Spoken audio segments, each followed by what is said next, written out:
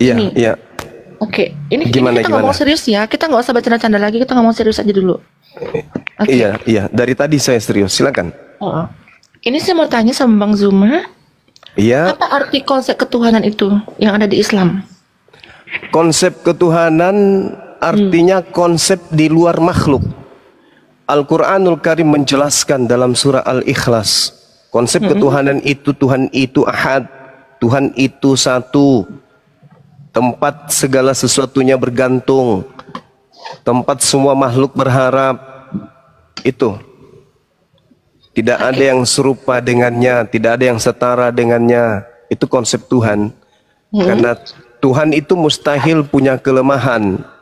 Karena alam semesta ini alam yang begitu sempurna, alam yang begitu apik, sehingga dibutuhkan pencipta yang begitu sempurna. Gak bisa tidak. Seperti ketika kita melihat komputer, komputer itu pasti dibuat oleh orang yang sempurna otaknya, ilmunya. Maka kalau komputer saja dibutuhkan makhluk yang menciptakannya, yang membuatnya sempurna, maka sudah pasti pencipta makhluk itu jauh lebih maha sempurna. Maka Tuhan itu adalah tataran pencipta yang mengadakan segala sesuatu yang ada di bumi.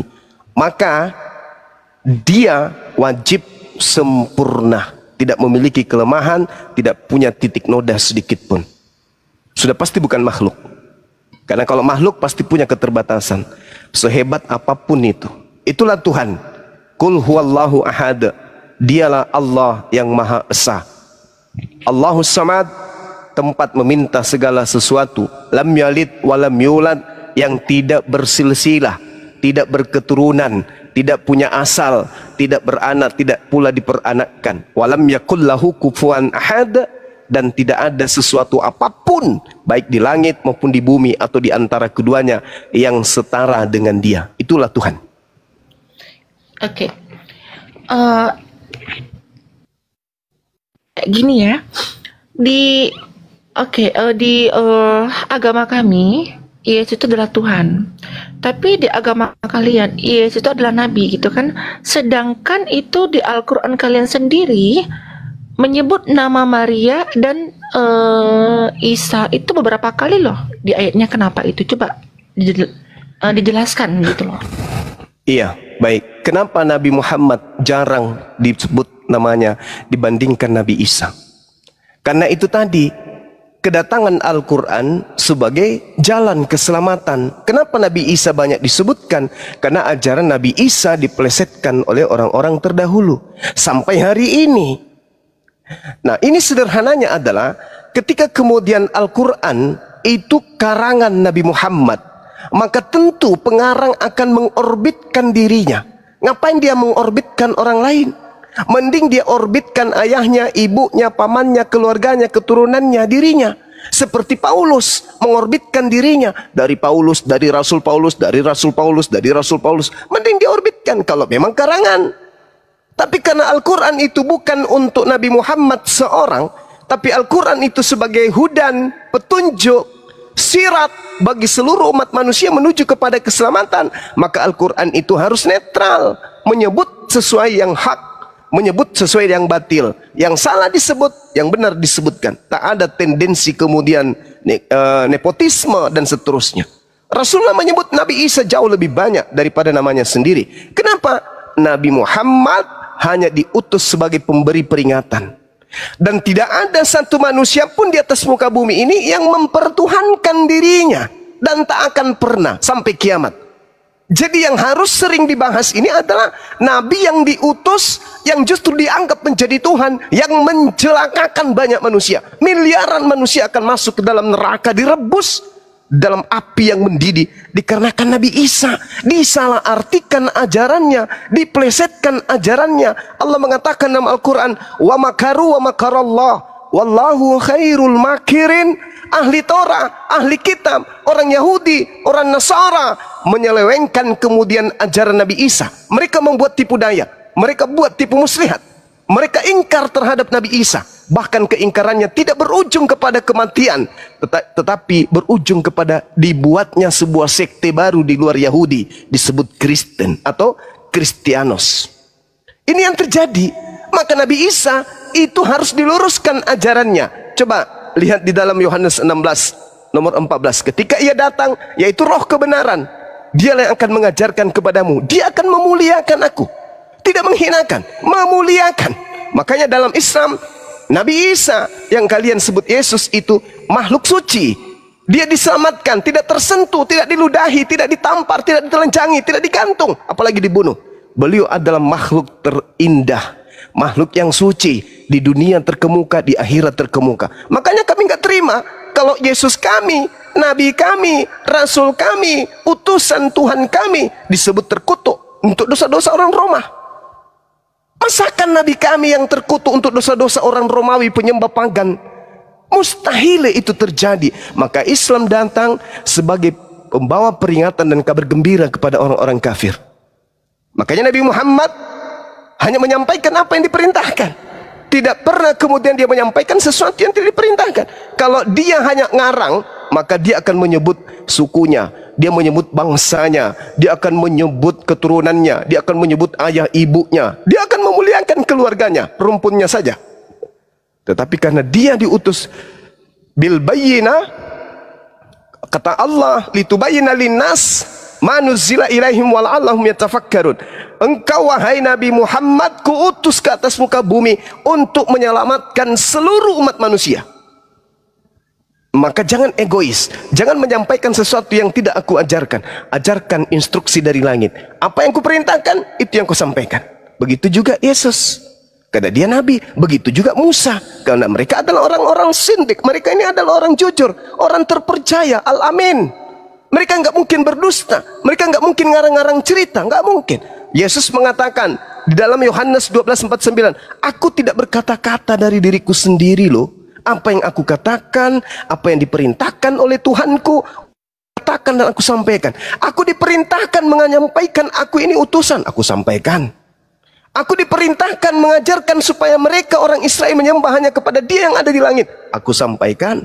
Aku tidak berkata yang lain. Aku perintahkan mereka menjalankan hukum Taurat. Aku ajar mereka melakukan sabat. Aku ajari mereka berpuasa. Aku ajari mereka bersunat. Aku ajari mereka salat, sujud. Itu yang ku diperintahkan. Yohanes 14:24. Firman yang kau dengar dari mulutku itu bukan dari aku, tapi dari Dia yang telah mengutus aku. Di dalam Al-Quran pun dikatakan hal yang sama. Wa iz qala Isa ibnu Maryam, ya bani Israel, inni rasulullahi ilaikum. Wahai Bani Israel, sesungguhnya aku yang engkau tolak ini tak lain dan tak bukan adalah rasul penyelamat untuk kalian. Tapi kalian menolakku. Kalian, ya silakan. Oke. Gini Bang ya, itu kan konsep ketuhanan kalian gitu. Kalau kami kan itu tidak ada yang datang ke Bapa melainkan dari Yesus sendiri. Dari Yesus sendiri. Berarti gini, kalau kita pengen masuk surga, berarti kan itu kan dari Yesus sendiri gitu loh. Bener nggak? Nah, konsep kami seperti itu. Jadi gini, ini konsep kematian ya. Nih, ini kalau saya baca di kalian umat Muslim, konsep mati kalian tuh sangat mengerikan loh. Ya, ngeri banget ini. Sampai dibilang apa namanya? Saya lihat nih. Ngeri lah pokoknya gitu ya. Nah, bagaimana itu bisa diungkapkan ya? Padahal kan gini, yang mengatakan itu kan orang yang belum mati. Tapi dia bisa merasakan itu, gimana tuh? Bisa nggak dijelaskan? Maksudnya? Ya? Gini, contoh ya. Itu kan cerita dalam ayat kalian kan? Dalam ayat kalian bahwa tunggu, yang orang mati itu loh, yang disiksa kubur, itu segala macam gitu. Benar nggak? Nah, iya. Bagaimana nabi kalian itu tahu, sedangkan nabi kalian itu belum mati di saat itu gitu loh. Tapi dia udah bicara azab kubur tadi, gimana itu? Nah, itulah yang saya katakan, Nabi Muhammad itu tidak melakukan penelitian. Seketika apa yang disampaikan, apa yang diperintahkan untuk ia sampaikan. Manusia diutus di atas muka bumi ini untuk melaksanakan apa yang menjadi titah perintah Tuhan. Dan manusia akan dihakimi berdasarkan dengan perbuatan masing-masing. Itu di dalam kitab kitab Kristen pun disampaikan begitu. Kitab Yahudi juga dikatakan demikian. Di Islam juga demikian. Coba lihat dalam Yohanes 5 nomor 29. Apa kata Yesus di situ? Manusia kelak akan dibangkitkan untuk apa? Untuk dihakimi berdasarkan perbuatan masing-masing. Ya gini Bang, itu kan cuma dijelaskan pembangkitan tadi ya, pembangkitan tadi di hari itu. Kalau ini terus? kan kalau di agama kalian, nah itu kan kematian tadi itu kan seperti kematian ya. Itu kan memang didetailkan. Detail kan, ada detailnya yang seperti dibilang kayak ditokok pakai palu, yang dibilang apa namanya itu terus dia mati nanti lidahnya diituin gitu. Kenapa itu bisa tahu? Padahal itu kan belum terjadi di saat itu. Nabi kan belum mati gitu loh, paham nggak? Iya paham. Paham. Gimana tuh? Nah, kan saya sudah bilang Nabi Muhammad itu berbicara tidak sesuai dengan penelitiannya. Dia berbicara sesuai dengan apa yang diperintahkan. Apa yang diperintahkan, jangankan yang ada di alam kubur, di dunia ini saja, apa yang diperintahkan, apa yang disampaikan semuanya terbukti. Tidak ada yang keliru. Itulah bukti bahwa dia itu adalah utusan. Utusan siapa? Utusan yang maha mengetahui. Maka ketika Nabi Muhammad menyampaikan kabar, baik itu tentang kehidupan setelah beliau, kehidupan setelah kematian, dan kehidupan setelah bangkit dari kematian, itu semuanya betul. Itu semuanya benar. Kenapa dikatakan benar? Karena dia berkata bukan dari kehendaknya sendiri. Dia berkata sesuai dengan apa yang difirmankan oleh yang maha mengetahui untuk ia sampaikan. Maka diceritakanlah kemudian tentang kematian. Nah, sekarang kalau apa yang dikatakan itu adalah betul dan orang Kristen kemudian menolak itu, apakah berarti kebenaran itu batal? Adanya sisa kubur di dalam ajaran agama Islam, tapi kemudian di Kristen itu tidak dipercaya. Apakah menjadi batal? Karena orang Kristen tidak percaya alam kubur, begitu mati tidak ada siksa kubur. Karena umat Islam percaya adanya siksa kubur, begitu mati disiksa di kubur. Tak begitu. Tidak begitu. Yang namanya siksa kubur itu pasti ada. Meskipun Anda tidak menerima, gak usah terlalu jauh deh.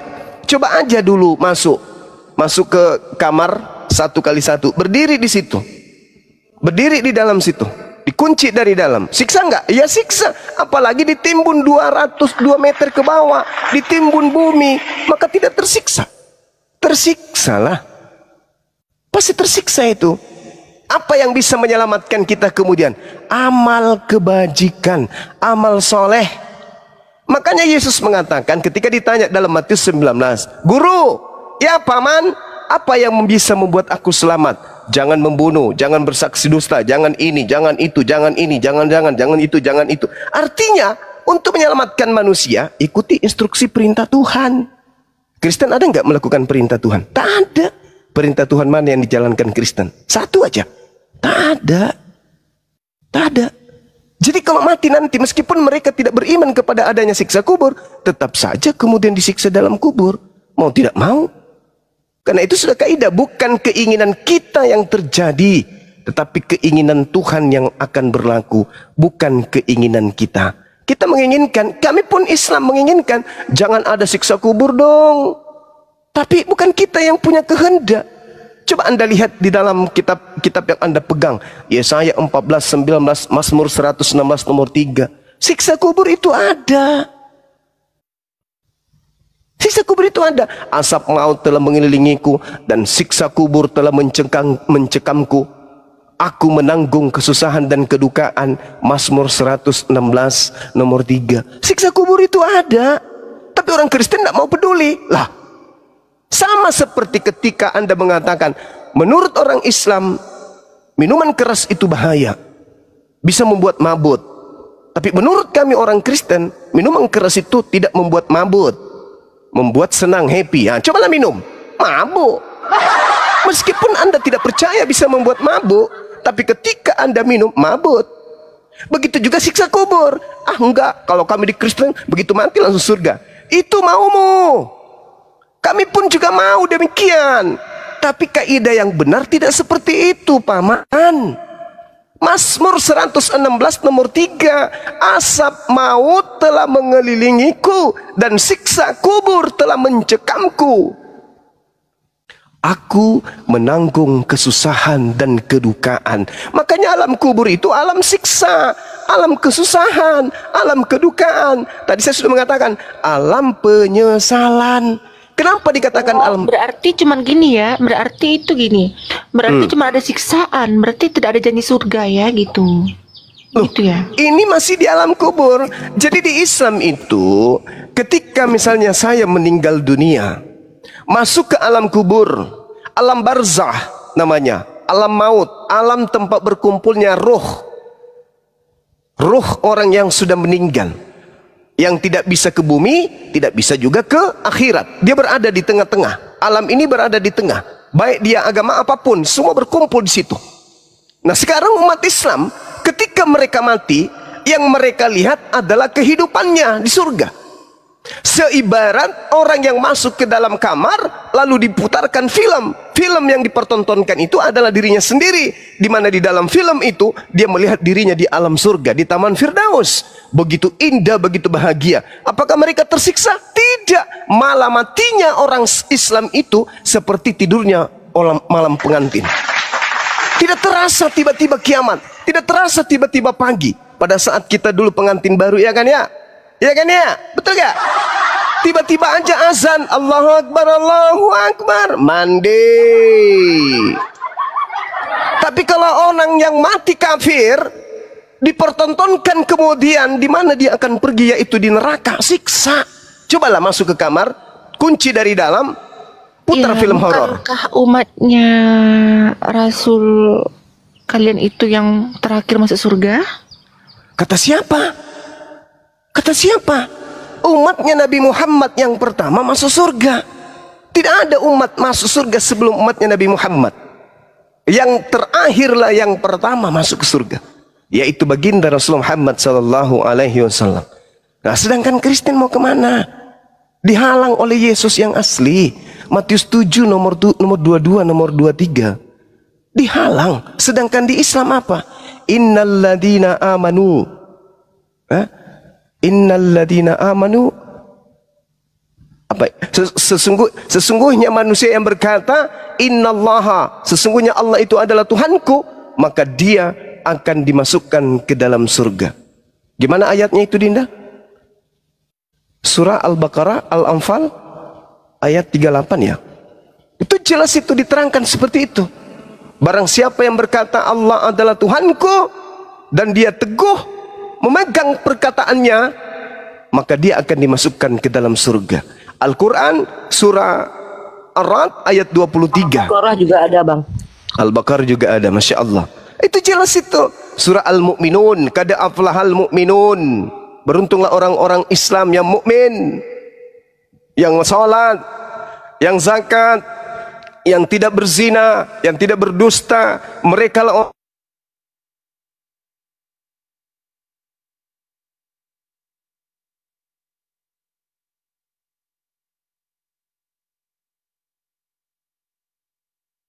Tes. Bang, suaranya hilang, Bang. Signal Bang Juma. Iya. Jadi kita masing-masing punya warisan. Umat Islam warisan surga, umat Kristen warisan neraka. Masing-masing kitab kita mengatakan itu. Bagaimana Yesus mengusir orang Kristen yang memanggil dia Tuhan, bernubuat, bermujizat, mengusir setan pakai nama Yesus? Diusir oleh Ya, Yesus. Oke. Buat Bang Zuma ya, terima kasih dulu pencerahannya. Ya mungkin bisa saya cari dulu informasinya gitu ya. Saya Iya. buka dulu. Ya kita kan bisa gini kan. Ya nanti saya masuk lagi. Oke. Kita berdiskusi lagi. Ya oke. Oke, sip. Oke. Belajar lagi. Oke, silakan. Silakan mungkin teman-teman yang lain. Waktu dan tempat silakan kami. Selamat sore, Bang Zuma. Sore Bang Aritonang. Boleh saya bertanya? Boleh, silakan. Jika kalian mentaati ajaran Allah, apakah membunuh itu juga ajaran dari Allah juga? Ada orang yang punya kedudukan di mana mereka ini halal untuk dibunuh. Ada orang yang memerangi, itu halal untuk dibunuh.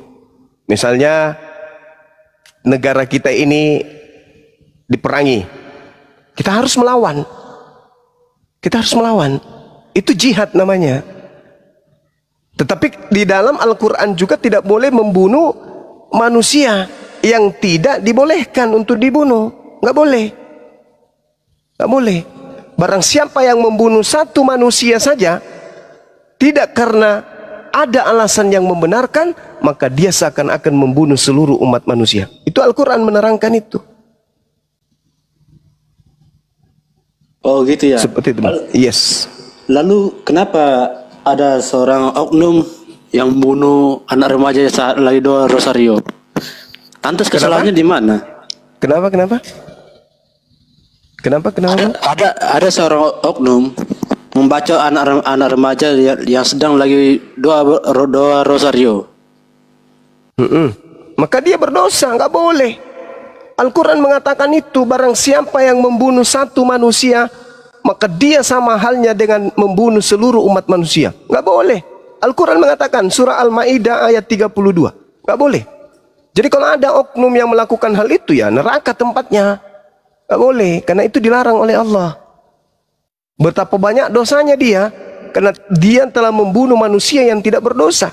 Min ajli zalika katabna ala bani Israel annahu man qatala nafsa bighairi nafsi aw fasadi fil ard faka'annama qatala nas jami'a. Siapa yang membunuh satu manusia, maka dia sama halnya membunuh seluruh umat manusia. Betapa banyak dosanya. Boleh lagi dia masuk di surga kecuali dia taubatan nasuha. Gitu bang. Di Islam nggak boleh membunuh. Berbeda kalau di Bible, bunuhlah. Itu di Bible. Kami nggak diajarkan untuk bunuh loh. Karena kalian tidak melaksanakan Bible. Kami nggak diajarkan untuk bunuh Bang Juma, jangan salah. Karena kalian tidak taat kepada Bible. Loh, kok nggak taatnya di mana? Loh, kalau Anda taat maka Anda akan melakukan pembunuhan di mana-mana. Karena perintahnya seperti itu. Kami diajarkan jangan membunuh. Nah, buktinya kami nggak pernah membunuh. Mana dalilnya jangan membunuh? Tunjukkan saya kalau ada. Silakan bang, silakan. Cari aja di Google bang. Soalnya HP ku cuma satu. Jangan membunuh itu munculnya di mana? Di Keluaran 20. Tapi itu sudah dibatalkan oleh Paulus. Kalau sudah batal, makanya sama perintahnya jangan makan babi. Tapi kalian makan babi. Kenapa?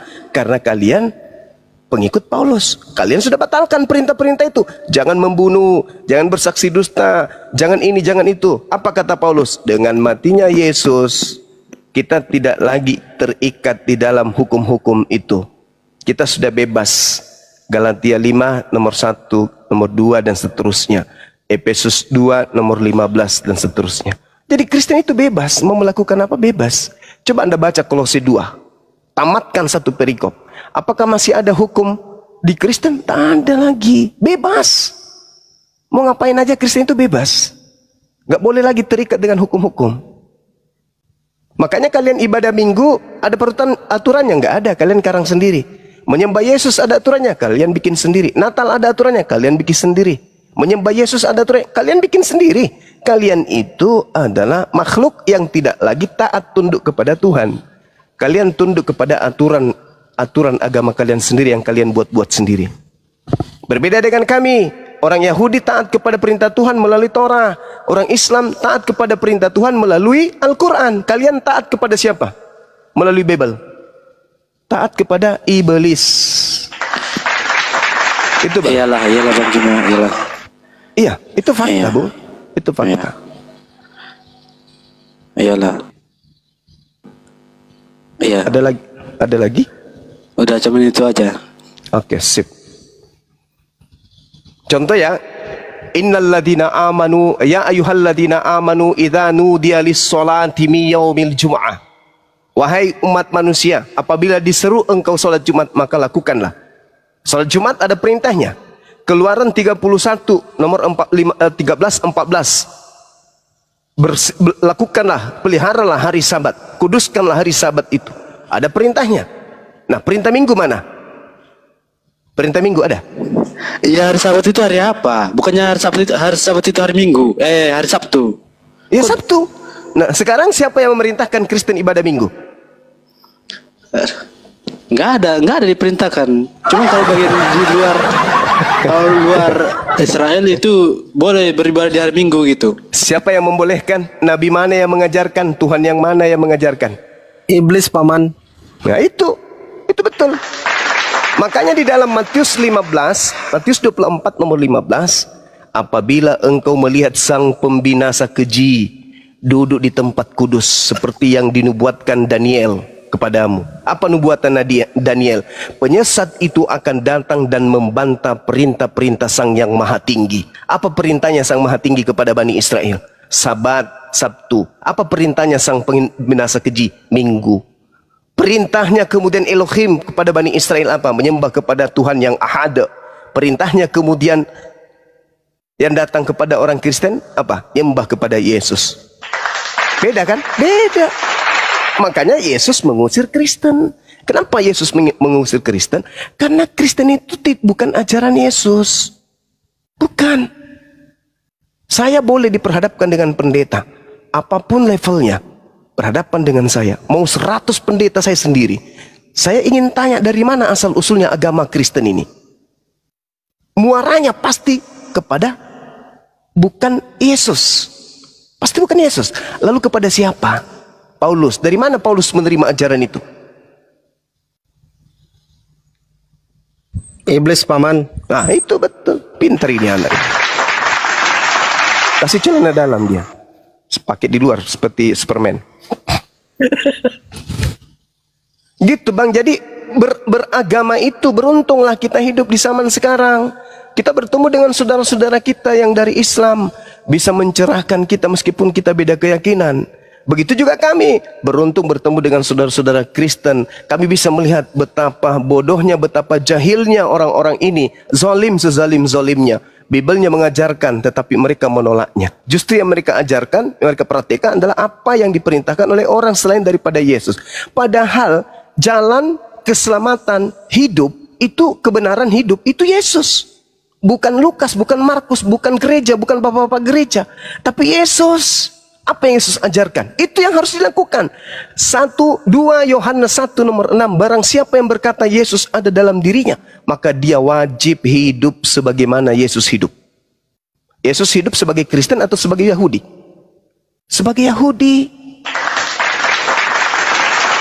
Berarti Kristen ini siapa? Kan harus hidup seperti Yesus. Kalau mengaku Yesus ada dalam dirinya, maka dia wajib hidup sebagaimana Yesus hidup. Yesus hidup sebagai Kristen atau sebagai Yahudi? Sebagai Yahudi. Kristen Yesus itu Galatia 4 nomor 4 nomor 5, Ibrani 5 nomor 7, Kisah Para Rasul 4 nomor 30. Yesus itu hamba yang suci, hamba yang taat menjalankan segala perintah-perintah Tuhannya. Dia seorang Yudaism. Sedangkan Kristen bukan Yudaism, sekte lain. Siapa pendirinya? Baca Kisah Para Rasul 24 nomor 5. Paulus ini adalah penyakit sampar. Dialah yang telah menyesatkan banyak orang Yahudi di tengah-tengah bangsa yang asing di seluruh dunia. Dia adalah tokoh dari agama Kristen. Jadi kalau di dalam kota Turki, ya, dikatakan di dalam Kisah Para Rasul 11 nomor 26, di Antioquia, Turki, pertama kali pengikut di situ disebut Kristen. Itu pengikut siapa? Pengikutnya Paulus, bukan pengikut Yesus. Karena ingat, Paulus sendiri yang menerangkan di dalam Galatia 2 nomor 8. Apa kata Paulus? Petrus diutus untuk apa? Penginjilan kepada orang-orang yang bersunat. Sedangkan aku diutus sebagai rasul kepada orang-orang yang tidak bersunat. Nah, tuh. Berarti Petrus mendirikan jemaat mula-mula yang diserahkan oleh Yesus kepadanya sebagai jemaat apa? Bersunat atau tidak bersunat? Jemaat bersunat. Jemaatnya Pauluslah yang tidak bersunat. Sekarang pertanyaannya, bolehkah orang yang tidak bersunat masuk ke dalam bait suci? Tidak boleh. Mana dalilnya? Yehezkiel 44 nomor 9. Haram hukumnya orang yang tidak bersunat masuk ke bait suci atau bait Allah atau baitullah. Nggak boleh. Harus bersunat. Sedangkan Paulus diutus kepada orang yang tidak bersunat. Dia malah dia tegaskan dalam Galatia 5 nomor 2. Barang siapa yang bersunat, maka Yesus Kristus tidak berguna baginya. Maka Kristen diajarkan untuk apa? Diajarkan untuk tidak bersunat. Ini ajaran siapa?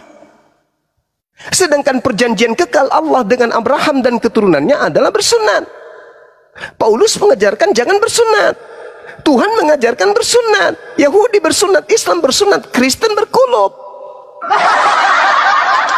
Lalu Kristen ini setelah mati mau kemana bawa kulubnya? Sedangkan Wahyu 21 nomor 27, orang yang tamek, najis, tidak boleh masuk ke dalam surga. Sedangkan yang disebut najis, baca Yesaya 52 nomor 1. Yang disebut najis adalah orang yang tidak bersunat kulub.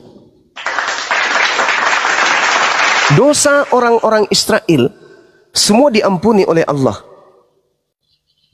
kecuali satu. Apa itu? Memasukkan orang najis ke dalam bait suci. Di mana tertulis? Yehezkiel 44 nomor 6, nomor 7, nomor 8. Semua keingkaranmu yang lalu-lalu telah aku hapuskan. Tetapi ada satu kemungkaran yang tidak bisa aku hapuskan di antara seluruh kemungkaranmu, yaitu kau memasukkan kemudian orang-orang najis tidak bersunat ke dalam bait suciku. Jadi Kristen ini nanti mau kemana? Pantaslah Yesus mengusir. Hanyalah daripada. Kami bagaimana mau ke surga ngikut Yesus? Bagaimana mau ke surga? Bang Yesus menghalang. Jangan lewat. Kalian siapa? Menghalang bukankah dari mana Matius jalannya 7 menghalang? Matius 7 nomor 22 sampai 23. Tahe. Baca. Itu dalil, Bung. Itu dalil. Itu di kitab Anda sendiri yang mengatakan itu. Pada hari terakhir nanti banyak orang memanggil aku Tuhan. Tuhan, Tuhan. Ya paman, bukankah kami bermujizat pakai namamu, mengusir setan pakai namamu, bernubuat pakai namamu? Apa kata Yesus? Pada saat itulah aku Yesus akan berterus terang kepada mereka, wahai Kristen, enyahlah daripadaku, aku tidak mengenal kalian. Kalian semua adalah pembuat kejahatan. Loh. Ada nggak tertulis di situ, wahai Kristen, enyahlah kalian dari hadapanku? Ada nggak tertulis dalam kitab? Lalu yang memanggil Yesus Tuhan siapa? Kalau bukan Kristen? Kami. Ya. Lagian Kalian kan siapa? Kristen atau Tuhan Hindu? Yesus kan bukan cuma Tuhannya Kristen. Siapa bilang? Itu kan Tuhan Yesus kan hanya cuma itu, Tuhan Yesus kan Tuhannya seluruh umat manusia. Kata siapa? Kata kita semua. Iya, kata kamu. Yesus aja tidak menuhankan Yesus. Yesus menuhankan Allah. Yesus menuhankan Allah. Yesus menuhankan hakikat yang maha suci lagi maha tinggi. Tidak menuhankan anak Maria. Hanya orang Kristen ini yang muncul belakangnya yang menuhankan anak orang. Itu tertulis loh bang. Tertulis di kitab saudara. Makanya di Al-Quran dikatakan, wa idza husiran nasu kanu lahum ibadatihim kanu lahum a'da makanu bi ibadatihim kafirin. Pada hari terakhir nanti orang akan dihimpun, orang dikumpulkan nanti setelah kiamat. Apa yang mereka sembah akan menjadi musuh bagi mereka, dan pemujaan yang mereka lakukan akan ditolak dan diingkari oleh dia yang dia sembah. Nah, Yesus mengingkari. Yesus menjadi musuh kalian. Kalian mau ke surga, Yesus menghalangi. Mau kemana? Bukankah kami bernubuat pakai namamu, mengusir setan pakai namamu juga ya Yesus? Apa kata Yesus? Yang ngajarin siapa? Enyahlah daripadaku, kalian semua adalah pembuat kejahatan. Apa nggak sedih digituin? Berharap. Enggak juga lah, buang apa nggak mesti. Loh, Anda diusir, masa nggak sedih? Buat apa kami sedih, Bang Juma? Sekarang gini aja. Suatu saat Tuhan Yesus akan datang ke dunia ini untuk menghakimi seluruh umat manusia. Udah. Salah Anda. Salahnya di mana, Bang Juma? Anda baca Yohanes 8:42. Yohanes berapa? Yohanes 8 nomor 42. Oke, bentar. Ya, baca. Yang keras. Kalau perlu sampai 40 rumah dengar di tetangga Anda.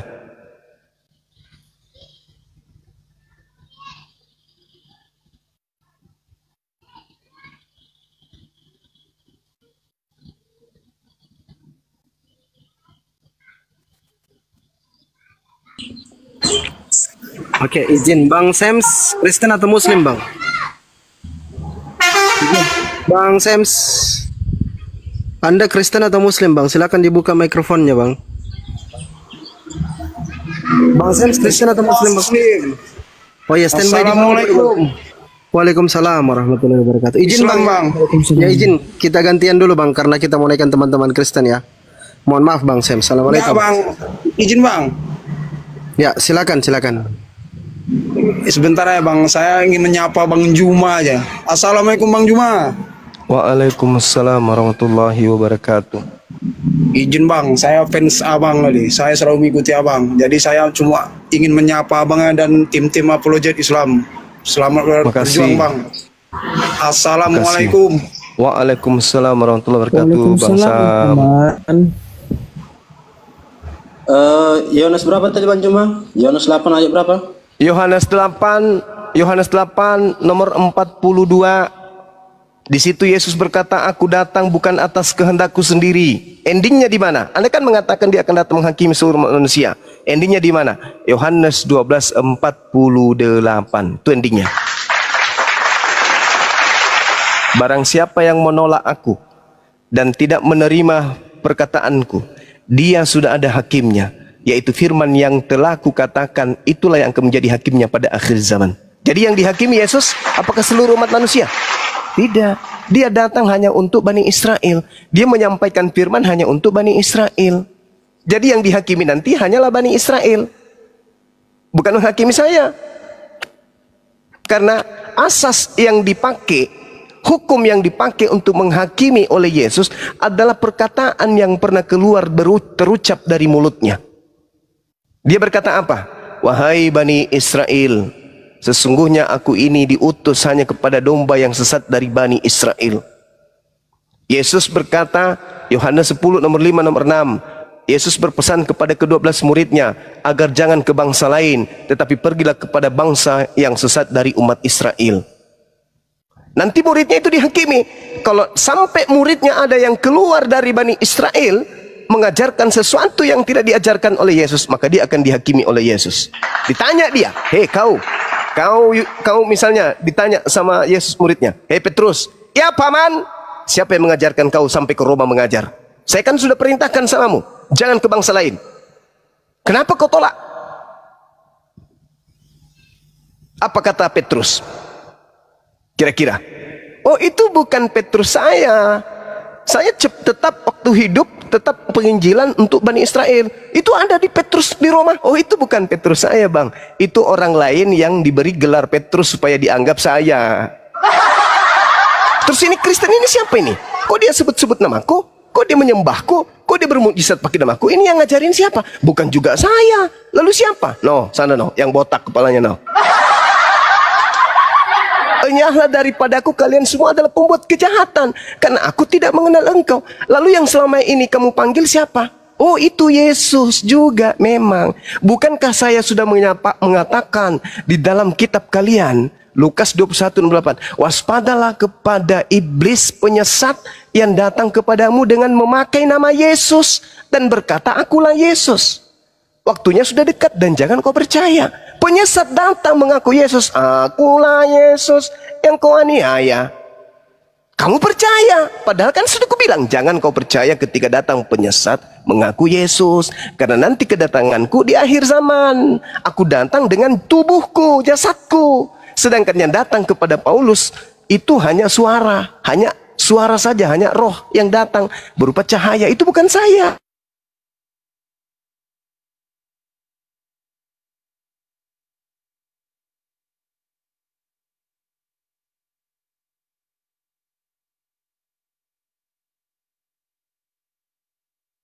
Ya, bukan ajaranku. Di mana pernah muridku kusuruh menyembahku? Di mana pernah muridku kusuruh ibadah minggu? Di mana pernah muridku kusuruh makan babi? Di mana pernah muridku kusuruh jangan bersunat? Hah, ada? Enggak ada. Orang-orang Yahudi muridku bersunat semua. Tak ada yang makan babi. Kamu makan babi. Kamu tidak bersunat. Kamu sekolah minggu, kamu ibadah minggu. Kau menyembahku karena kau ikut Yesus palsu. Ikutlah ke sana ke neraka. Enyahlah daripadaku. Aku tidak mengenal engkau. Teriak orang Kristen. Bukankah kami bernubuat? Bukankah kami mengusir setan? Bukankah kami bermujizat mengobati orang karena pakai namamu? Betul. Tapi sesungguhnya kamu tidak melakukan perintah Bapakku. Kau melakukan perintah Bapakmu, yaitu iblis. Pergilah kau ke neraka bersama dengan dia. Karena Yesus sudah mengatakan, Lukas 21, waspadalah kepada penyesat yang datang kepadamu dengan memakai namaku, dengan memakai nama Yesus, dan berkata, akulah Yesus. Waktunya sudah dekat, jangan kau percaya. Jadi Yesus itu ada dua, Yesus yang nabi dan Yesus yang dewa. Yesus yang nabi tidak pernah mengajarkan dirinya untuk dituhankan, tidak pernah mengajarkan untuk makan babi, ibadah minggu, merasulkan Paulus, tidak pernah. Tidak pernah Yesus yang nabi ini mengajarkan perjanjian baru, nggak pernah. Tapi Yesus yang satu ini, yang dewa ini, yang roh ini, pneuma, itu yang mengajarkan Paulus, sehingga muncul 13 buku Paulus. Inilah yang menjadi panduan orang Kristen menyembah yang bernama Yesus. Sedangkan ajaran itu berasal dari makhluk halus yang mengaku Yesus, yang datang kepada Paulus, pendiri agama Kristen. Saya tidak mengada-ngada, saya belajar Bible. Matius 7 yang berkata itu, pada hari terakhir banyak orang akan memanggil aku Tuhan, Tuhan. Bukankah kami mengusir setan pakai namamu, bermujizat pakai namamu juga, bernubuat pun pakai namamu? Pada waktu itulah aku Yesus akan berterus terang kepada mereka yang memanggil aku Tuhan, yang memujizat pakai namaku, ngobati orang pakai namaku, dalam nama Yesus, dalam nama Yesus, kupindahkan biji pelermu ke dagumu. Banyak yang melakukan mujizat. Pada hari itulah aku akan berterus terang kepada mereka, enyahlah kalian semuanya, aku tidak mengenal kalian, kalian semua adalah pembuat kejahatan. Nah, mau apa kalau udah kayak begitu? Mau kemana? Mau lari ke Nabi Musa. Nabi Musa menolak. Loh, kamu bukan umatku, kamu bukan Bani Israel. Mau lari kepada Abraham. Abraham pun mengatakan, aku tak pernah mengajarkan ajaran seperti itu. Aku mengajarkan sunat, aku mengajarkan satu Tuhan, aku mengajarkan korban hewan. Tak ada keturunanku mengorbankan manusia. Kalian ini siapa? Lari kepada Nabi Isa. Isa juga menolak. Lari kepada Nabi Muhammad. Apalagi Nabi Muhammad paling nangis. Wahai umatku, aku diutus untuk kalian, tapi kalian menolakku. Padahal di dalam kitabmu sudah diterangkan akan datang penolong lain. Yohanes 14 nomor 16, nomor 26. Aku akan minta kepada Bapa agar Bapa mengutus seorang penolong lain. Tapi ketika penolong lain itu datang, yaitu aku, kalian menolakku, kalian mengolok-olokku, kalian menertawakanku, kalian menghinakanku. Kalian lebih percaya kepada ajaran yang dibawa oleh penjajah. Aku tak bisa membantumu. Aku hanya bisa membantu umatku yang senantiasa bersalawat kepada aku. Sementara kau bukan umatku, bukan kaumku. Kau kaumnya Yesus yang iblis itu. Yesus yang asli pun menolakmu kan, apalagi aku. Nah, ini fakta real. Inilah yang akan terjadi esok hari. Al-Quran menceritakan itu, di Bible juga menceritakan itu. Coba kita lihat Yohanes 5 nomor 29. Ketika kemudian kiamat itu datang, dan setelahnya orang benar akan dibangkitkan untuk masuk ke dalam surga, kata Yesus. Dan orang yang salah sesat akan dibangkitkan untuk dihakimi di neraka. Itu kata Yesus. Berarti kita akan dibangkitkan. Selamat tidaknya kita, neraka tidaknya kita, tergantung dari perbuatan kita di atas muka bumi ini. Kalau dalam hidup kita di atas muka bumi ini menyembah kepada makhluk halus, lalu keselamatan apa yang bisa dijanjikan ketika yang kita sembah itu makhluk halus? Bukan penciptanya yang kita sembah, tapi makhluk halusnya yang kita tuhankan. Yesus mati-matian siang dan malam. Sembahlah Bapa, Tuhanku dan Tuhanmu, Bapakku yang ada di langit, Bapakku yang ada di surga, Bapakku yang ada di surga, Bapakku yang ada di langit, Engkau yang ada di langit, Engkau yang ada di langit. Datang-datang dari barat, justru menyembah yang ada di bumi Yesus. Kalau umat Islam ditanya, lalu umat Islam menyembah siapa? Umat Islam menyembah Sang Khalik, bukan makhluk sembahan kami. Loh, mana sembahanmu? Kota hitam yang ada di Mekah? Oh tidak, itu adalah bait. Itu adalah bait kudus, bait Elohim, baitullah, baitel. Itu bukan Tuhan. Itu adalah baitullah, bait Allah. Bait Elohim. Tapi Anda Hajar Aswad, oh itu batu saksi. Sebagaimana Yosua 24:27. Sebagaimana Yesaya 6 nomor 7. Itu adalah batu yang dijadikan sebagai batu tugu yang akan menjadi saksi di hadapan Allah. Lalu Tuhanmu yang mana? Rabbus samawati wal ar, yang tak terlihat oleh jasad manusia, tetapi kemudian dialah yang melihat. Umat Islam tidak perlu melihat dengan kasat mata kepada pencipta. Kenapa? Karena pencipta itulah yang melihat kita manusia. Berbeda dengan saudara Kristen, dia yang harus melihat Tuhannya. Bahkan melihat Tuhannya dibunuh oleh tentara Romawi. Na'udzubillah tsumma na'udzubillah. Ini kezaliman. Ini zalim. Makanya dikatakan Al-Quran, innal ladzina kafaru minal kitab wal musyrikina fi nari jahannam khalidina fiha abada. Mereka kekal di dalam neraka. Kenapa? Diberi akal tidak dipakai. Sengaja dibutakan matanya sendiri, sengaja ditutup telinganya sendiri, sengaja dibutakan, ditutup hatinya sendiri. Sementara siang malam dari segala penjuru para apologet Islam sudah menyuarakan Yesus manusia suci, dia bukan makhluk terkutuk. Dia adalah makhluk yang dimuliakan oleh Tuhan. Dia adalah makhluk yang dikasihi oleh Tuhan. Dia adalah jalan bagi Bani Israel menuju kepada Tuhan. Tapi kalian menolak. Oh, Islam salah. Yesus kami itu terkutuk. Dia diludahin. Dia ditampar, ditonjok, ditelanjangin. Disobek semua pakaiannya sampai dia bugil. Lalu digantung di pohon untuk dosa-dosa kami. Lah itu kalian. Kalian menghina, menghujat. Tapi kalian menganggap itu kebaikan. Kalian memandang itu adalah kemuliaan. Padahal itu adalah sebuah kehinaan dan kehancuran manusia sebagai makhluk yang terindah dicipta untuk menjadi pemimpin. Justru dipimpin oleh iblis. Bukan dia memimpin dirinya atau mengarahkan dirinya, tetapi dia mau dituntun oleh iblis. Yesus berkata ketika ia hendak dibunuh oleh orang-orang Yahudi dalam Yohanes 8. Apa yang dikatakan oleh Yesus? Sekiranya engkau adalah keturunan Abraham, ya, maka engkau akan melakukan apa yang diperintahkan oleh Abraham. Sekali andai saja firmanku ada di dalam kamu, maka kamu tidak akan pernah mau membunuhku. Tetapi karena tidak ada firmanku di dalammu, maka engkau mau membunuhku. Coba. Jadi orang yang mau membunuh Yesus adalah orang yang tidak ada firman di dalam dirinya.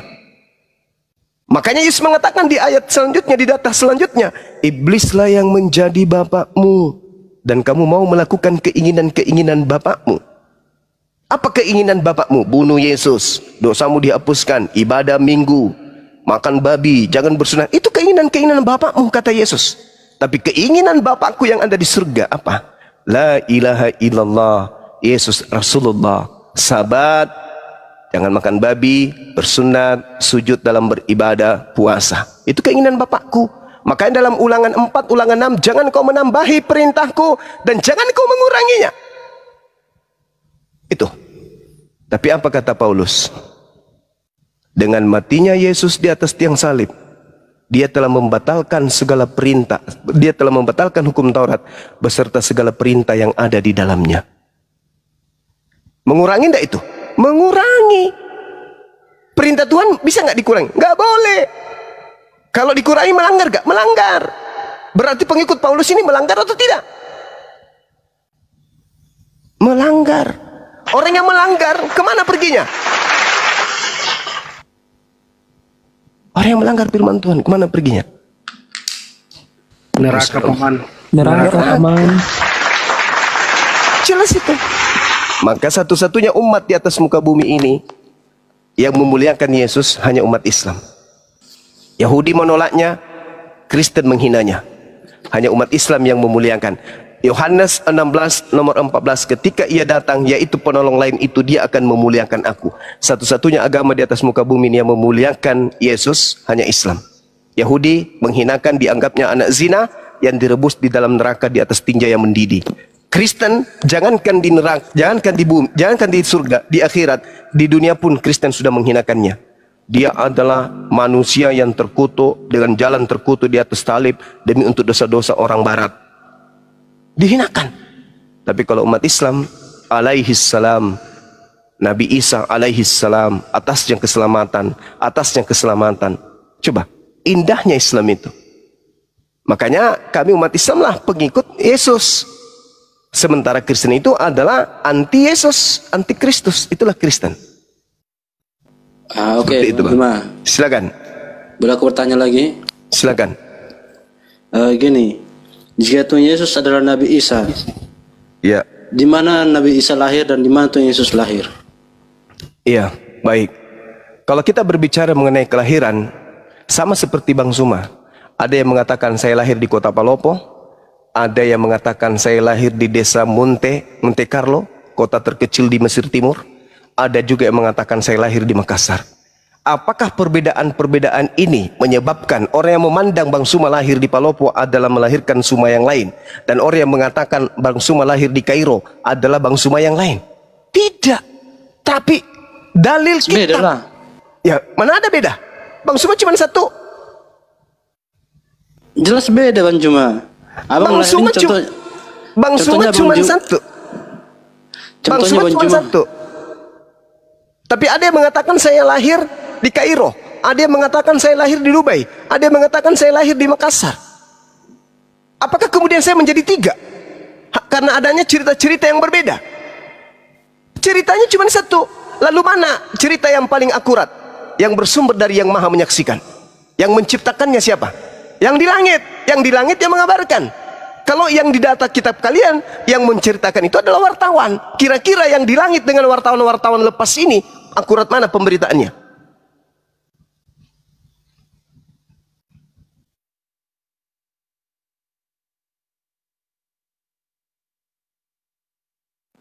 Tes. Allah Maha Sami, Maha mendengar, alim, Maha mengetahui. Sedangkan Lukas tidak melihat, Matius tidak melihat ketika Yesus lahir di mana, nggak tahu. Paulus lahir di mana, Yesus nggak tahu. Tapi Tuhan kami yang Maha Menyaksikan, tahu nggak di mana ciptaannya lahir pada saat tahu. Itulah yang mengabarkan kemudian ketika ibunya hendak melahirkan, ibunya bersandar di pohon kurma. Nabi Isa lahir di pohon kurma. Tapi kalau Tuhan di Yesus kitab- lahirnya di mana? Nah, sekarang Yesus lahir di mana? Aku kan nanya sama Bang Juma. Iya, Kalau Nabi, tunggu dulu. Kalau Nabi Isa disamakan dengan Tuhan Yesus lahirnya di mana? Yesus menurut tradisi kalian lahir di kandang kambing kan? Kandang domba, betul nggak? Iya.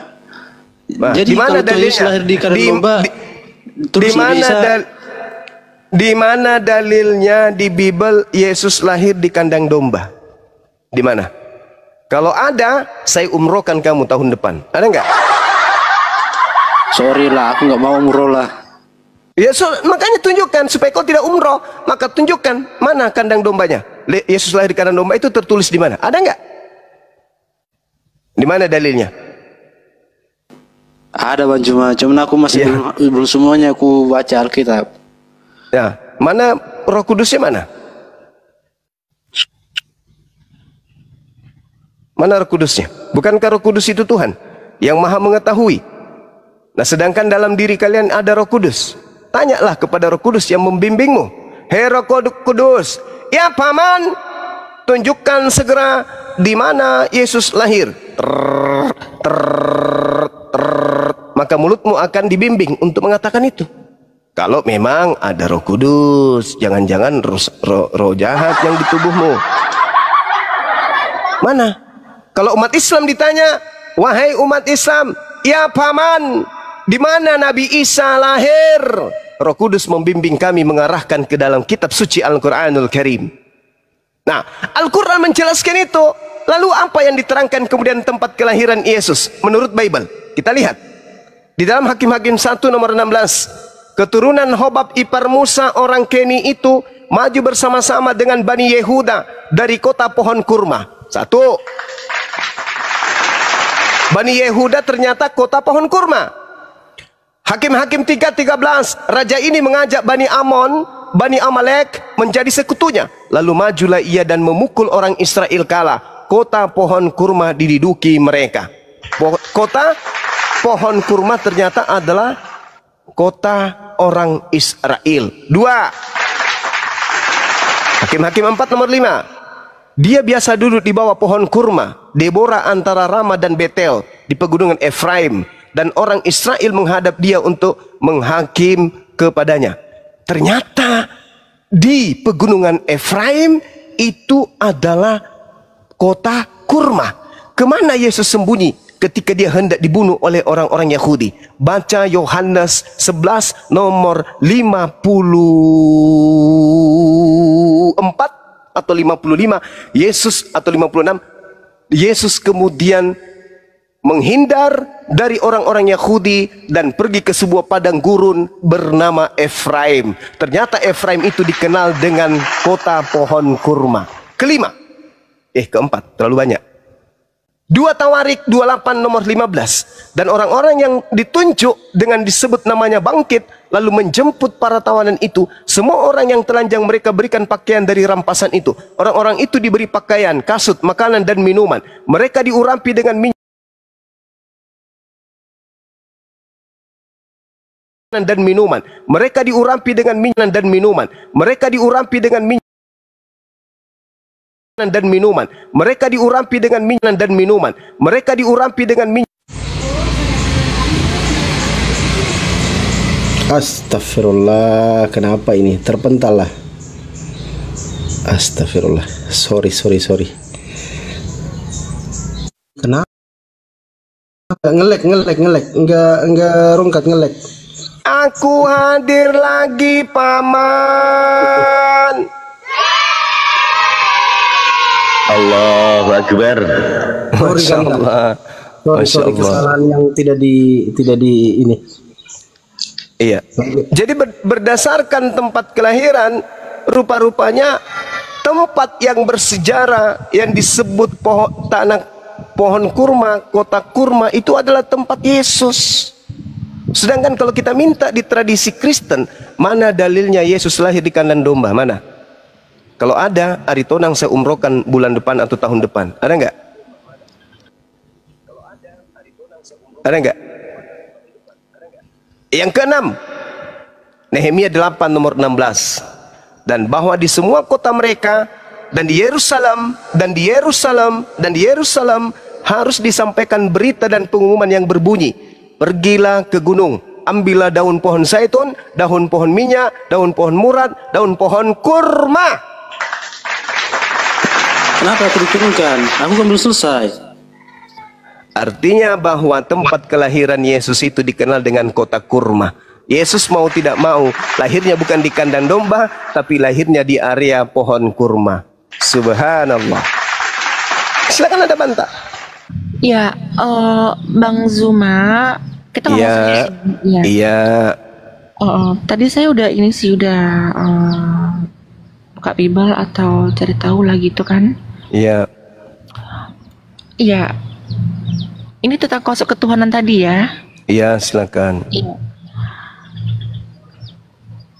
Iya, ada kebingungan sih, kebingungan. Kebingungan itu gini. Ya kalau di kalian itu kan Tuhan itu tunggal ya. Di kami pun juga tunggal sebenarnya gitu. Cuman kan gini. Roh Allah tadi itu ada pada Yesus gitu. Ada pada Yesus sendiri gitu kan. Nah berarti kan dirangkup 3 jadi rangkup 1, berarti 1 gitu. Nah, yang bikin bingung saya itu gini loh. Tunggu, yang bikin bingung itu gini. Ya ketika di salib, terus apa kan ini ya Allah kenapa kau tinggalkan aku gitu kan berat. Nah bingung itu di situ gitu. Ada kebingungan gitu loh. Bisa bantu menjawab? Iya, jadi gini, kalau dalam Al-Quran, dalam surah Al-Ma'idah diterangkan kemudian terkait dengan penyaliban. Al-Quran menjelaskan nih, tolong dicermati baik-baik ya. Ini Al-Quran datang belakangan menjelaskan tentang apa yang terjadi pada masa lampau. Selayaknya perjanjian baru datang menjelaskan apa yang terjadi ribuan tahun pada masa Nabi Musa. Nabi Musa dijelaskan kemudian oleh ajaran Yesus. ajaran Yesus dijelaskan kemudian oleh ajaran Nabi Muhammad.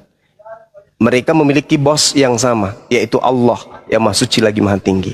Al-Quran mengatakan apa? A'udzubillahi minasyaitonirrajim. Innama jazaa'ul ladina yuharibuna Allah wa rasulahu wa yas'auna fil ar fasada au yuqattalu au yusallabu au tuqatta'a aydihim dan seterusnya. Hukuman bagi orang-orang yang memerangi Allah dan memerangi Rasulnya, utusannya, seperti Nabi Musa dimusuhi, Abraham dimusuhi, dan juga membuat kerusakan. Hukuman bagi orang-orang ini yang membenci bapak ataupun anak di dalam kaidah Kristen itu adalah salib. Al-Quran menjelaskan itu. Yang memusuhi, yang memerangi Allah dan memerangi Rasulnya adalah salib. Itu dalam Al-Quran. Bagaimana kitabnya Nabi Musa? Apakah sama? Sama. Tertulis di mana? Ulangan 21, nomor 22, nomor 23. Apa kata dalilnya kitabnya Nabi Musa di situ? Dikatakan bahwa apabila ada orang yang melakukan dosa yang sepadan dengan hukuman mati. Coba. Berarti dia adalah orang yang berdosa.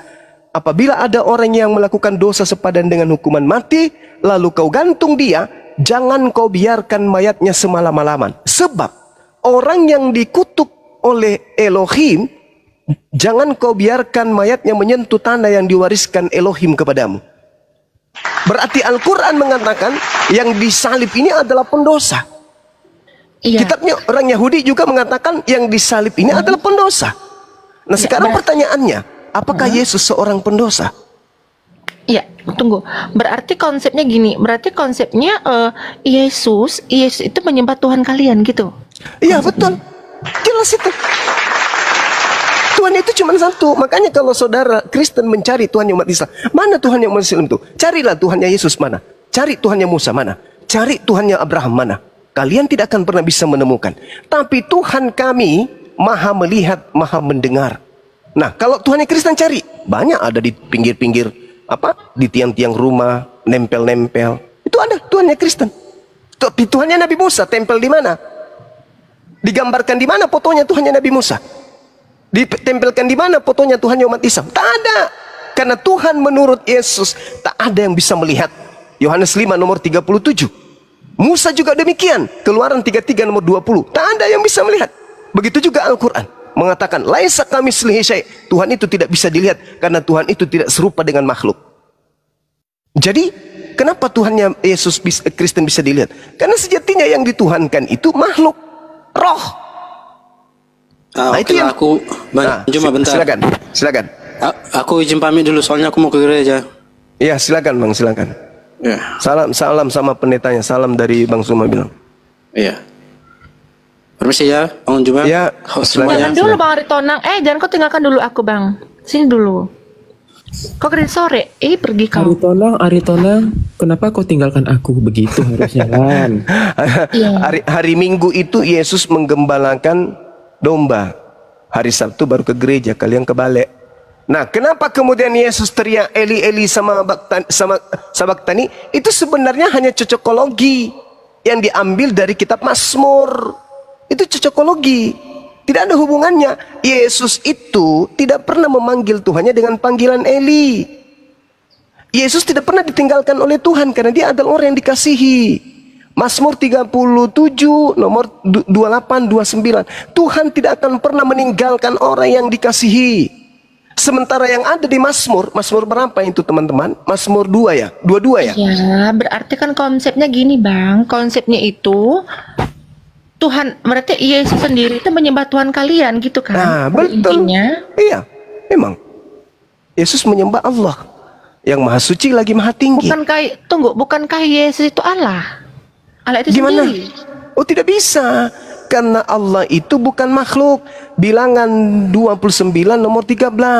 Allah bukan manusia dan bukan anak manusia. Yesus manusia dan Yesus anak manusia. Bagaimana bisa dia Allah? Yesus berkata di dalam Yohanes 5 nomor 37, Allah itu tidak bisa dilihat, suara Allah tidak bisa didengar. Kata siapa? Kata Yesus. Berarti Yesus bukan Allah. Ya emang bukan. Iya, tapi kan roh Allah itu ada pada dirinya sendiri gitu loh. Semua manusia itu rohnya adalah roh Allah. Seperti rohnya Olan. Itu rohnya siapa? Itu rohnya Allah. Makanya di dalam Kejadian 6 nomor 3, rohku, Allah berfirman, rohku tidak selamanya berada dalam diri manusia. Berarti roh yang ada pada diri kita ini roh Allah. Makanya kita hidup. Karena pada diri kita ada biasan daripada esensi yang maha hidup. Coba kalau ruh keluar, mati kita. Kenapa kita bisa hidup? Karena bias percikan yang maha hidup itu ada pada diri kita berupa roh. Kalau roh dicabut, mampus. Secantik apapun Anda, mati pasti. Semancung apapun hidungnya, selentik apapun bulu bibirnya, pasti mati kalau roh itu keluar. Kenapa? Karena unsur yang Tuhan berikan berupa roh yang berasal dari dirinya udah diambil. Mampus, mati. Jadi roh yang ada pada diri kita itu adalah roh Elohim. Kejadian 6 nomor 3. Coba, Anda tahu roh Anda? Anda tidur sama roh, Anda makan bersama roh, Anda keluar ke bumi bersama dengan roh, tidur bersama dengan roh, tak sedetik pun Anda pernah berpisah dengan roh. Barang yang paling dekat dengan diri Anda itu adalah roh Anda. Tetapi Anda tidak mengenalinya kan? Rohnya seperti apa wujudnya? Seperti apa bentuknya? Kayak mana dia? Ada di dalam tubuh Anda, tapi Anda tidak mengenalnya. Itulah yang disebut eksistensi ketuhanan. Orang berakal akan tahu Tuhan itu ada, buktinya saya ada. Tuhan itu ada, buktinya saya hidup. Dengan ruh Allah saya hidup. Kalau tidak ada Allah, tidak ada rohnya. Kalau tidak ada rohnya, saya tidak hidup. Karena saya ada, maka roh Allah ada. Karena roh Allah ada, maka pencipta dari roh itu pasti ada. Itu orang berakal. Makanya umat Islam itu tidak mencari Tuhan. Di mana Tuhan saya ya? Apakah kau melihat Tuhan, mayat Tuhan kami? Tidak begitu di Islam. Karena Tuhan itu sudah menitipkan, hei makhlukku yang berakal. Yes, aku kasih kode, aku kasih simbol padamu ya, keberadaanku nih. Itu wujud aku ada, aku serahkan rohku kepadamu. Itu wujud aku ada. Ketika aku sudah mencabut rohku padamu, maka kau hanyalah bangkai apa? Kau hanyalah jenazah. Engkau adalah mayat yang terkujur kaku, tak bisa ngapa-ngapain. Karena kenapa? Karena sudah ada unsur rohku di dalammu. Kau akan menjadi tanah kembali. Kau menjadi mayat, membusuk. Kenapa? Karena aku sudah mengambil rohku. Kamu bisa hidup karena adanya aku. Maka hanya orang yang lemah akal lah yang tidak bisa menemukan Tuhan. Harus ada fotonya. Wah, ini foto Tuhan saya, gondrong, lesung pipinya cantik, bibirnya bagus, kumisnya tipis, hidungnya mancung, lehernya bergerigi dan seterusnya. Tak ada Tuhan kayak gitu. Itu pagan namanya. Orang yang berakal itu pejamkan mata, berseru, wahai engkau yang menciptakan alam semesta. Maka yang menciptakan alam semesta itu mendengar, melihat. Oh, hambaku si Fulan lagi memujiku, lagi memuliakanku. Itu, orang yang berakal itu begitu. Makanya Nabi Abraham, mana Tuhannya? Tak bisa kita lihat. Tuhannya Musa mana? Tak bisa kita lihat. Tuhannya Yesus mana? Tak bisa kita lihat. Tuhannya Nabi Muhammad? Tak bisa kita lihat. Lalu apa? Bagaimana cara kita berhubungan dengan esensi yang menciptakan kita? Dengan cara ibadah. Makanya umat Islam itu 5 kali sehari semalam. Ngapain mereka? Berkontak dengan Tuhan. Berbeda dengan kalian. Ada harus patungnya di depan, sujud di situ, cium-cium patungnya. Apa itu? Pagan. Mempertuhankan makhluk. Ya, sebenarnya bukan mencium patung gitu loh. Itulah wujudnya. Itulah apanya tadi itu, inkarnasinya tadi itu gitu. Pagan itu pagan itu namanya. Artinya sama seperti orang Quraisy. Mereka tidak mempertuhankan berhala-berhala itu, tidak. Mereka jadikan berhala itu sebagai mediasi. Ketika mereka ditanya, siapa yang menciptakan kalian? Allah. Siapa yang menjadikan semuanya ini? Allah. Kenapa kamu menjadikan patung berhala-berhala ini? Karena kami tidak bisa melihat Allah. Maka kami bentuk ini sebagai mediasi bahwa kami menyembah kepada Allah. Tapi kamu mempertuhankan mempertuhankan ini. Tidak, kami tidak mempertuhankan. Kami hanya memediasikan ini, membentuk. Itu sama halnya. Makanya ada perintah di dalam kitabnya Nabi Musa. Jangan kau membentuk, jangan kau membuat patung yang menyerupai apapun baik di langit maupun di bumi. Sekarang begini, teman-teman Kristen ketika berseru, wahai Yesus. Yesus dengar nggak? Ya, dengarlah, kan dia Tuhan. Mana dalilnya? Mana dalilnya Yesus Maha mendengar? Ya nggak ada sih. Nggak ada. Itu hanya sangkaan kalian saja. Tapi kalau Tuhannya Yesus yang kita seru, wahai Tuhannya Yesus, mendengar nggak sang Tuhan? Sang Tuhan mendengar nggak? Mendengar, Paman. Mendengar, Paman. Jelas mendengar. Annallaha sami'. Sesungguhnya Allah itu maha mendengar. Itu dalilnya. Tuhan yang kami sembah maha mendengar. Kalau Yesus ada nggak maha mendengar? Enggak. Aku tidak dapat berbuat apa-apa dari diriku sendiri. Wah, mati, celaka. Yang kayak gini dituhankan. Makanya Yesus mengatakan dalam Yohanes 17 nomor 3, wahai Bani Israel, seluruhnya kalian tidak akan bisa mendapatkan hidup kekal kecuali kalian mengenal Allah satu-satunya Tuhan yang benar dan mengenal aku Yesus yang diutusnya. Nah, itu konsepnya. Yohanes 17 nomor 3. Dalam Islam, la ilaha illallah Yesus Rasulullah. Dalam Islam tuh. Iman Islam ke sana enggak? Ke sana berarti Islam mendapatkan hidup yang kekal. Yes. Kristen bisa nggak mendapatkan hidup kekal? Gimana ceritanya? Keluaran 20:3. Jangan ada ilah lain di hadapan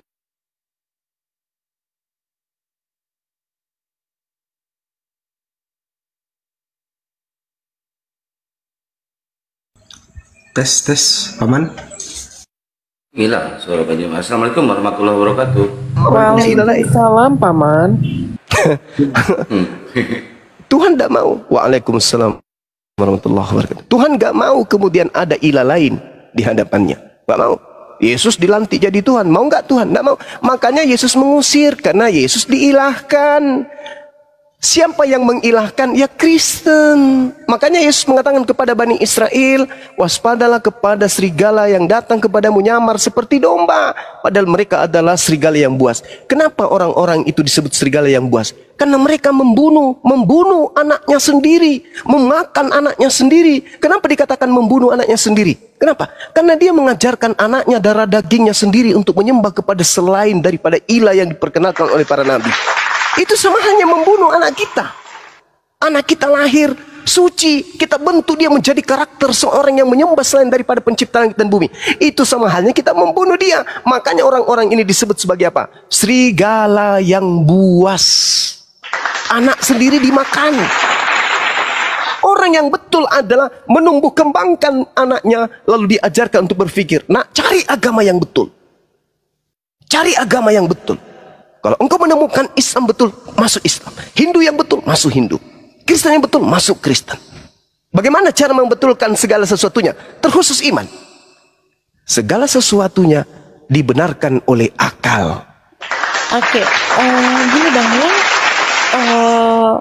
Berikan saya waktu dulu untuk menjawab ini semua gitu loh. Ya, karena silakan. banyak pertimbangan. Oke? Oke, kita tanya jawab boleh 5 menit.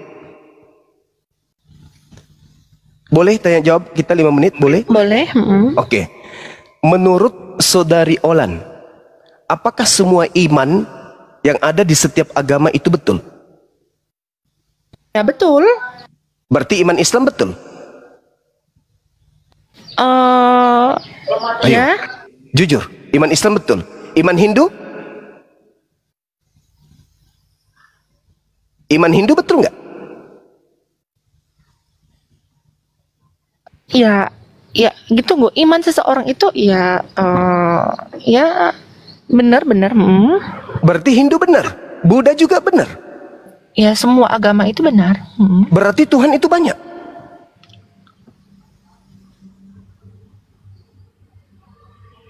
Iya ya. Iyalah. Kalau kami Islam tidak. Yang paling benar adalah Islam. Iman di luar Islam itu buta. Kami percaya diri dengan iman kami. Karena kami meyakini itu adalah sebuah kebenaran. Kenapa kami meyakini sebuah kebenaran? Karena iman kami berlandaskan akal. Jadi tidak semua iman itu benar. Iman Kristen tidak benar. Iman Hindu tidak benar. Iman Buddha tidak benar. Iman yang benar hanya Islam. Kenapa demikian? Karena hanya iman Islam yang berselaras dengan akal pikiran sehat. Tapi orang Kristen mengatakan imannya betul. Ya. Orang Hindu juga mengatakan imannya betul. Ya. Orang Buddha juga mengatakan imannya betul. Ya. Kenapa demikian? Karena mereka menanggalkan akal. Mereka hanya berdasarkan percaya saja. Yakini saja. Selesai. Tetapi sebagai manusia yang diminta untuk menjadi pemimpin di atas muka bumi ini, dipersenjatai oleh Allah berupa chip perekam. Apa itu akal? Inilah yang membedakan kita. Contoh misalnya, kita ke pasar nih, kita ke pasar beli ikan atau beli baju atau apapun itu. Yang kita pakai untuk memilih mana yang terbaik adalah akal, bukan perasaan. Dirabalah ikan itu, oh ini kayaknya rasanya bagus, ini bagus. Bukan perasaan itu yang kita pakai. Begitu juga pakaian. Ketika kita memilih pakaian, yang kita pilih adalah sesuai dengan akal. Ini cocok dengan saya. Kulit saya putih, hidung saya mancung, tingginya saya sekian. Ini yang cocok. Apa yang kita pakai mengukur itu? Akal. Begitu kita masuk sekolah, kita pilih sekolah-sekolah yang bagus. Apa yang kita pakai?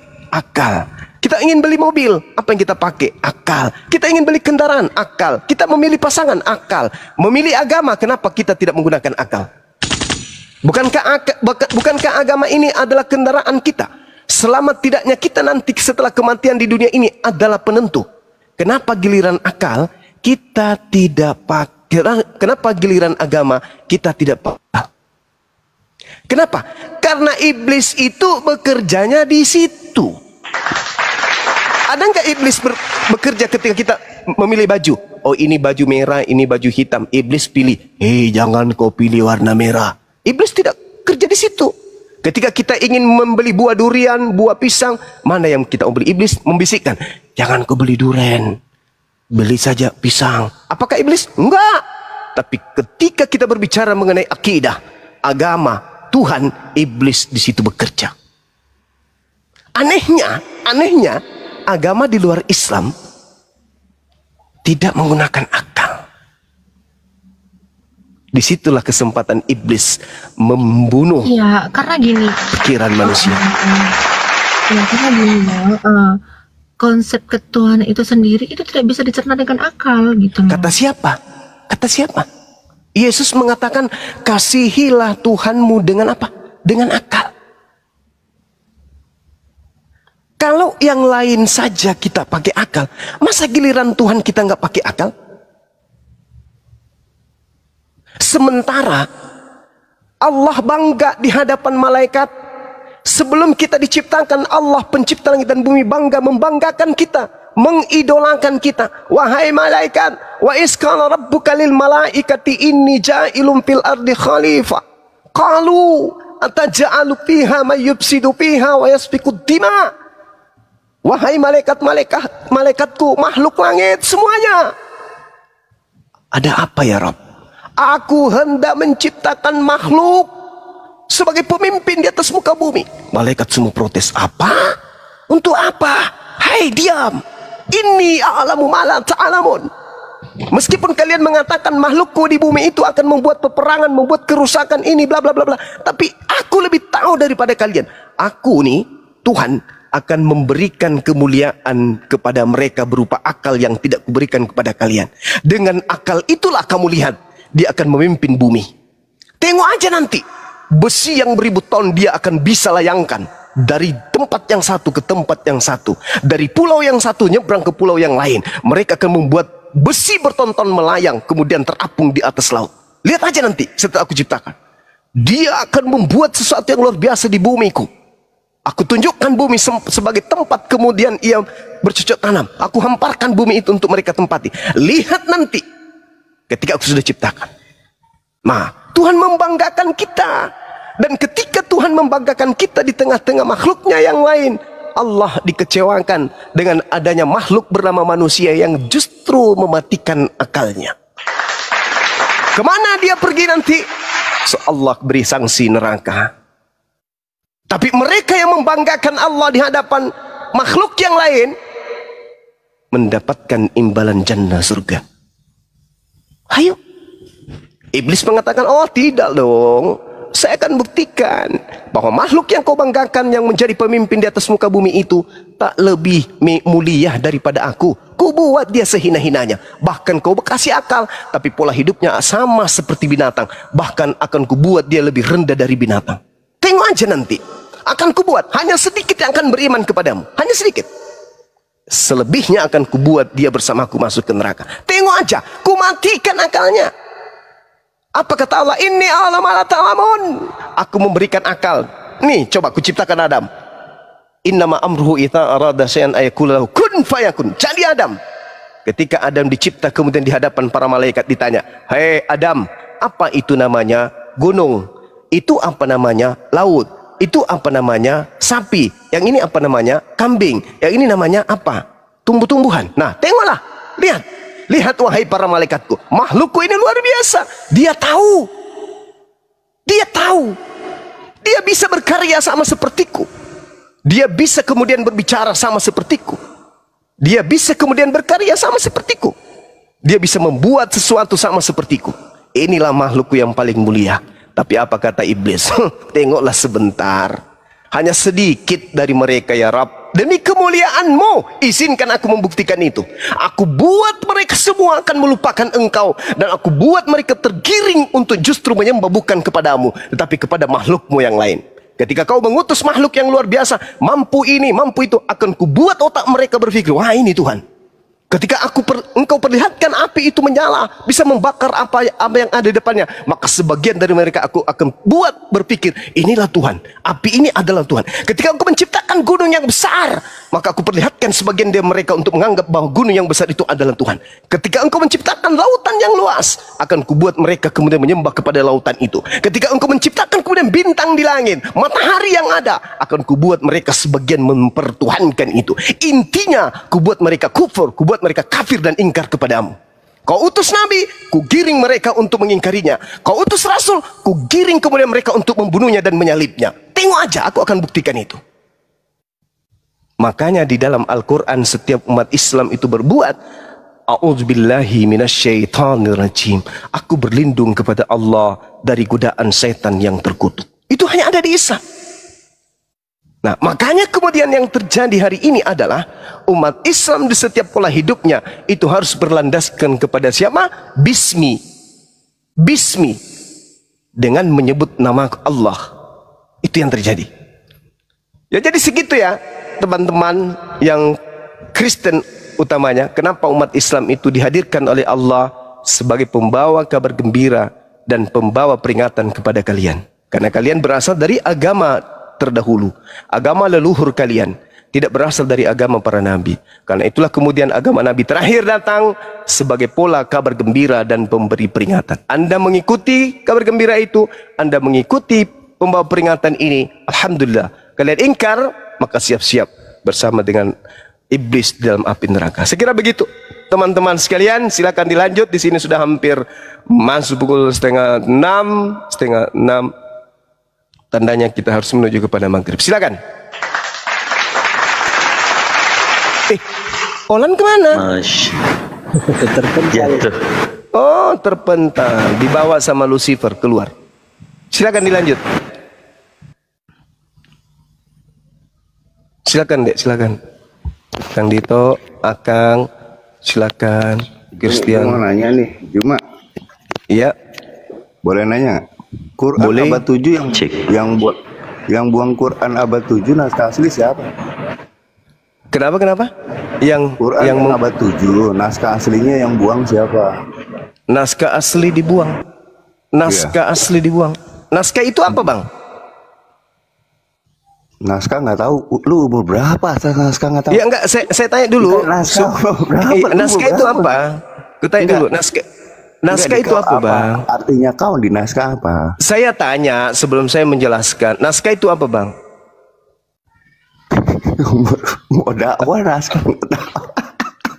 Cuma. Ya, Jum, gimana dong? Masa nggak tahu Jum naskah itu kan Saudara sendiri tahu nggak naskah itu apa? Tulisan Jum. Oh, tulisan. Iya, tulisan. Nah, pertanyaan Anda apa? Quran yang udah di zaman Muhammad udah ditulis. Nah, berarti tulisan, ya kan ya? Ya. Oke, baik. Tulisan Quran udah ditulis loh zaman Muhammad. Oke, baik. Saya jawab ya. Uang atau naskah? Cuma ya udah. Pertanyaan Anda itu lucu loh. Anda bertanya naskah kan? Karya tulis yang dibuat dengan tangan. Betul? Jangan curhat. Cerita aja udah. Jangan curhat Jum. Cerita naskah itu yang abad. Ya udah turun. Anda turun. Anda turun aja, turun. Ya, gitu lebih bagus. Aman kok? Aman. Karena kalau saya sampai menghantam Anda nanti, mana karya tulis yang dihasilkan angkatan pertama murid Yesus? Mana? Nangis Anda? Nangis. Jadi mending Anda turun. Karena Al-Quran itu budayanya jelas. Budaya lisan, hafalan. Kemudian budaya tulisan. Dua pembenteng kuat dari sanad Al-Quran. Itu nggak bisa kemudian ada orang yang membantai itu. Mushaf sudah ada pada zaman Rasulullah. Hadisnya jelas. Tidak bisa kemudian orang manapun mengingkari itu. Karena kami umat Islam paham betul Al-Quran naskahnya sudah ada dari sejak baginda Rasulullah Muhammad sallallahu alaihi wasallam itu ada di atas muka bumi. Silakan Anda baca hadis riwayat Bukhari 2990 dan juga hadis riwayat Muslim 1869. Naskah sudah ada sejak baginda Rasulullah Muhammad sallallahu alaihi wasallam. Selain naskah ada, zaman Rasulullah semua para murid itu menghafal. Makanya dikatakan dalam hadis Rasulullah, "Huzu al-Qur'an min arba'ah." Terima Al-Quran itu dari keempat sahabatku. Tuh, ada legalitas. Nah sekarang, kalau saya berbicara tentang Bible, sesuai dengan pertanyaan saudara, naskah Bible mana? Yang pertama. Bagus. Joki akal sehat. Bagus. Dicatat di bawah. Ya teman-teman silakan Anda buka. Di hadis Bukhari 2990, hadis riwayat Muslim 1869. Jelas naskah sudah ada pada zaman Rasulullah. Artinya Rasulullah mengetahui naskah tersebut, Rasulullah membaca naskah tersebut, Rasulullah menghafal bersama dengan para sahabatnya tentang Al-Quran ini. Nah, yang dituliskan kemudian secara budaya tulisan itu adalah hafalan dari naskah-naskah yang ada. Itu jelas itu. Jadi sanad Al-Quran itu luar biasa. Sanad itu adalah mata rantai penyampaian Al-Quran. Manuskripnya jelas, naskahnya jelas, apalagi hafalannya jelas, tulisannya jelas, bacaannya jelas. Itulah Al-Quran. Tapi kalau Bible, selangkah dari Yesus, pada zaman Yesus ada nggak orang yang kemudian menulis Bible? Zaman Yesus? Tak ada. Bagaimana teman-teman, sudah dicek hadis tadi? Betul? Betul adanya bahwa naskah sudah ada zaman Rasulullah? Coba dicek.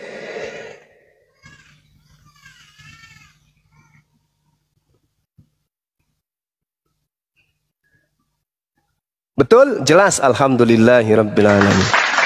Nah, ada nggak yang bisa menunjukkan jawaban apakah naskah Bible sudah ada zaman Yesus?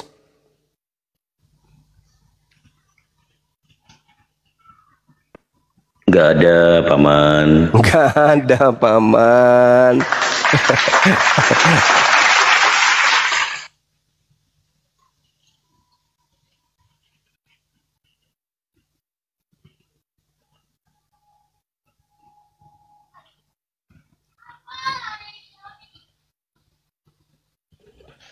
Oke, silakan teman-teman diambil alih dulu. Ya, Bang Zuma, iya kan persiapan maghrib kan? Iya, iya. Siap. Bang Ato, silakan dibuka mute-nya Bang, Kristen atau Muslim. Bang Ato Liti. Silakan Pak Ato. Pak Ato Liti. Kang Dito. Lanjut. Siap, Masya Allah. Saya tadi belum sapa ini gurunya Bang Zuma. Assalamualaikum Bang Zuma. Waalaikumsalam warahmatullahi wabarakatuh. Masya Allah. Allahu Akbar. Masya Allah. Siapa yang tidak mendapatkan hikmah dari dakwah atau mungkin pencerahan dari abang kita Bang Zuma, Masya Allah. Saya rasa orang yang sudah menggunakan akalnya insya Allah mudah mendapatkan hidayah. Amin amin ya rabbal alamin. Iya, semua orang itu berpikir pakai akal, nggak mungkin nggak pakai akal. Muncul lagi dia. Iya. Kaget saya. Ya, kalau memang sudah dikatakan bahwa dalil tentang mushaf Al-Quran, Masya Allah ya, kita sama-sama melihat dan mendengarkan ada suatu data dalil di zaman Rasulullah itu sudah ada mushaf. Itu validasi, legitimasi. Coba saya tanya, ada nggak teman-teman Kristen? Kalau tadi ada jawaban saya, tidak ada paman. Itu yang menuliskan Bible pada saat zaman Yesus. Ada atau tidak ada? Diulangi lagi nih ceritanya. Tidak ada paman. Itu memang tidak ada.